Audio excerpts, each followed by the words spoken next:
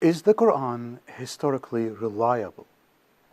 This episode is part of Dr. Rafat Amari's book, Quran and History.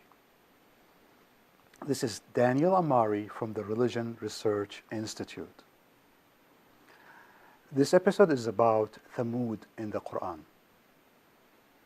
Thamud are ancient Arabian tribes that lived in wide area of Arabia. There are many historical and archaeological attestation to them. The Quran has made several claims about them. But how do the claims of the Quran concerning Thamud stack up against documented history? This is what we will examine in this episode about Thamud. Now let's look at the Quranic claims about Thamud. So we read from the Quran, in particular verse 73, "And to Thamud we sent their brother Salih. He said, O my people, serve Allah. You have no God other than Him. Clear proof indeed has come to you from your Lord. This is as Allah's she's camel for you. A sign, therefore, leave her alone to pasture on Allah's earth, and do not touch her with any harm. Otherwise, painful chastisement will overtake you."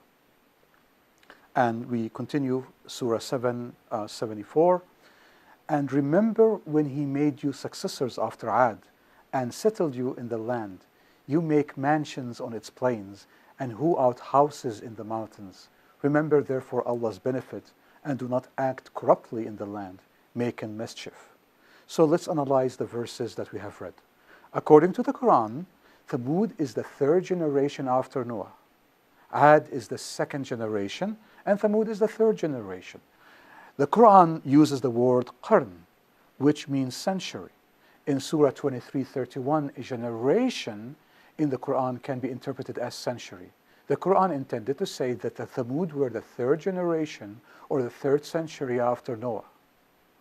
Well, Allah sent prophet named Salih to Thamud to warn them. Salih was one of Thamud.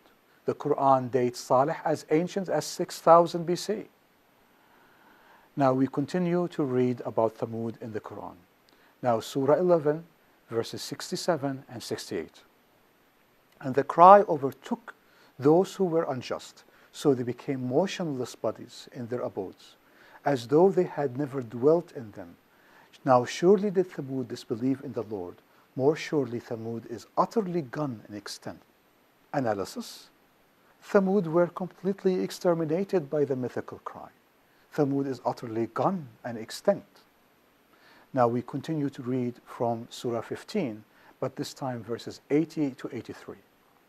"And the dwellers of Al-Hijr, Hijra, certainly rejected the messenger, and we gave them our communication, but they turned aside from them. And they hewed houses in the mountains in security, so that cry overtook them in the morning." Let's analyze this text of the Quran. Well, Thamud lived in Al-Hijr, which is the city of Hijra. Modern name of it is Bada in Salih. They hewed houses in the mountains. They were destroyed by the cry. Let's read from Surah 14, verses 8 and 9. "And Moses said, If you are ungrateful, you and those on earth altogether, most surely Allah is self-sufficient and praised. Has not the account reached you of those before you, of the people of Noah and Ad and Thamud, and those after them?" The analysis of this text. Moses lived in the 15th century BC, places Thamud with Ad and the people of Noah as already extinct at this time. Furthermore, Moses places Thamud and Ad and Noah as belonging to the same era. This confirms that Thamud was the third generation after Noah and became extinct about the same era. Now we read from Surah 40, 30, and 31.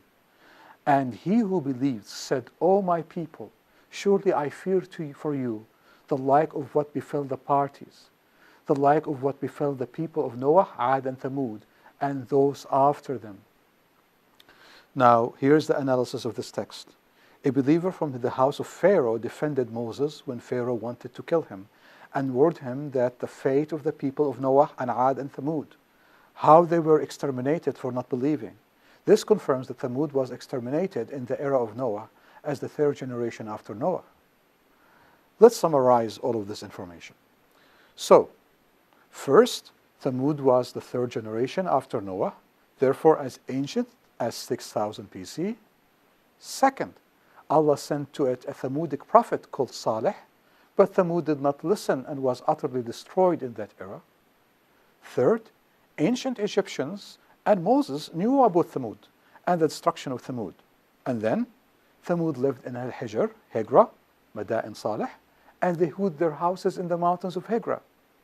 And finally, they were destroyed by a mythical cry. Now, let us examine the historical account about Thamud. Contrary to the claims of the Quran, Thamudic tribe appeared in history about the 8th century BC and continued in existence until the 5th century AD. They were not exterminated. No records or attestation for them, or by Moses or ancient Egyptians during and before Moses' time, 15th century BC. Instead, historical and archaeological attestation for their existence abound from the 8th century till the 5th century AD. For example, Assyrian, Chaldean, Greek, and Roman records. Thamudic tribes were utilized by the Roman army in the 4th century AD. Thamudic tribes did not live in Al-Hijr, Hijra. They did not hew their houses in the rocks in Al-Hijr. Thamudic tribes lived in a wide region of Arabia. They were not confined with the city or a small local region. Al-Hijr Hijra was originally a Lihyanite site, founded as early as only the 5th century BC. It was taken over by the Nabateans starting about maybe the 1st or 2nd century BC.